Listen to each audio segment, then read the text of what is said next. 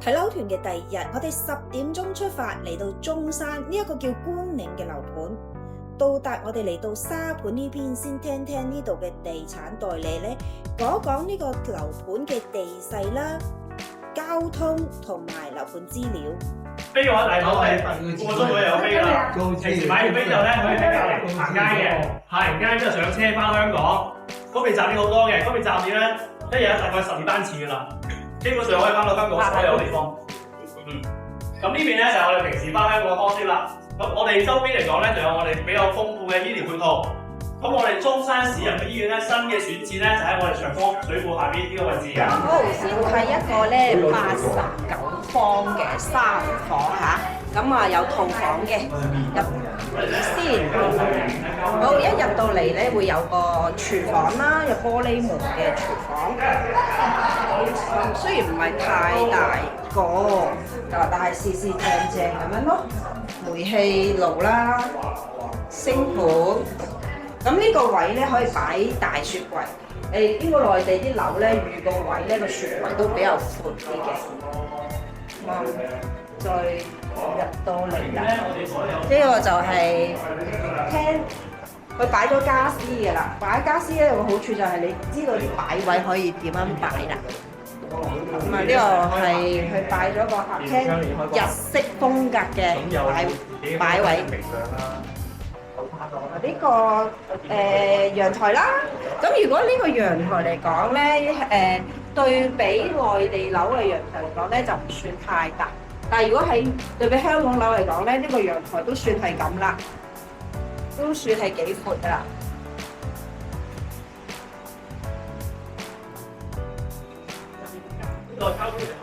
好，再入去睇睇呢度先，呢有3間房。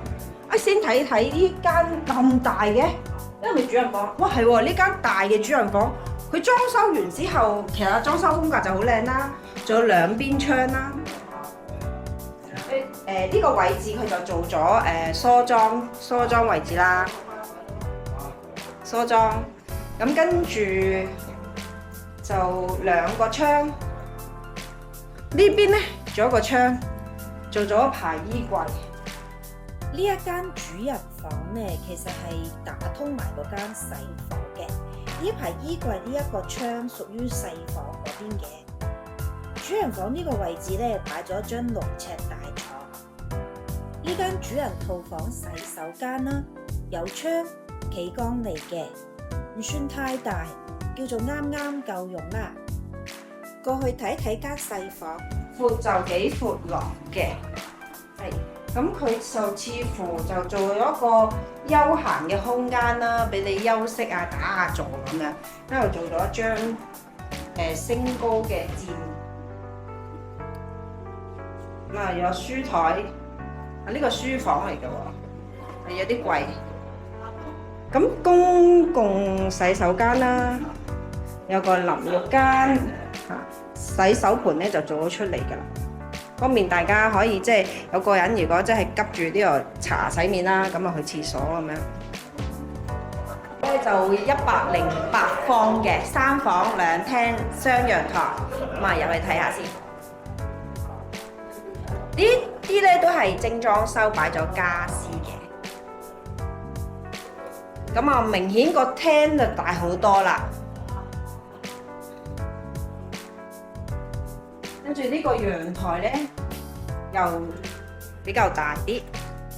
呢個陽台就係平時睇開嗰啲樓相對比較大啲嘅陽台，就出唔到去啦。佢咧就擺咗一個吧台，可以飲下酒、超下。因為前面個景觀咧都幾開揚啊！今日落雨嚇，好開揚，好舒適。咁再嚟睇睇。呢個係設洗手間，呢度嘅洗手間見到係企缸喎，企缸方便打理啦。有時啲老人家就企缸會適合啲，浴缸咧就可能會危險少少啊。咁呢間係細房，呢度啲細房呢張就4尺半床啦，擺咗4尺半床。就仲有個空間俾你做書台，似小朋友房啦，男仔小朋友房。咁啊有個窗，大窗。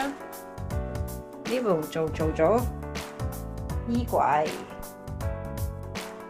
好，再睇另一間。呢間細啲，咁佢擺呢一張床都細啲，咁大概係2尺到嘅床，2尺到嘅床。咁啊，亦都做咗個書櫃位喺度啦，跟住就做翻啲櫃。會最後睇埋呢個主人房。哇！呢個主人房咁大嘅，一個好大嘅主人房啊！呢張咧就係擺咗張好大嘅6尺床，之後咧仲有啲空間啊，擺一啲舒適嘅椅啦，書台啦，做咗書台啦，衣櫃呢排衣櫃，呢啲係咪個大嘅洗手間？咁呢個細個洗手間叫做標準啦，標準洗手間，企缸，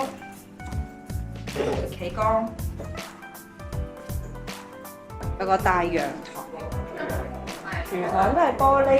佢哋中意咧個廚房咧都係呢種格局形式設計嘅，咁啊廚房就大好多啦。轉頭同你睇睇個廚房。呢個廚房入邊咧有個工作平台。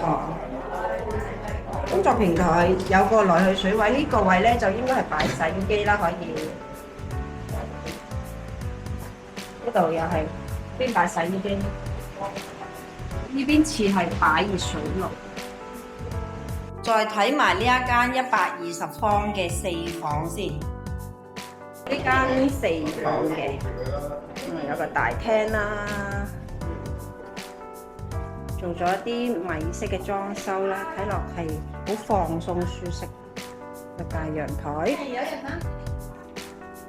咁跟住咧睇睇個廚房哈，廚房都係好大好靚嘅，工作平台啦，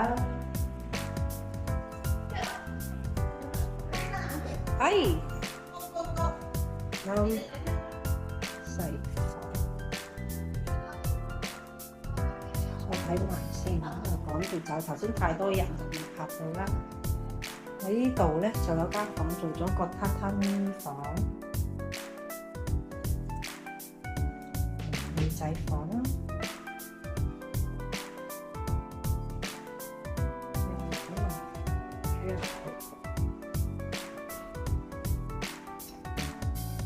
主人套房呢個咧就擺咗個細嘅浴缸台。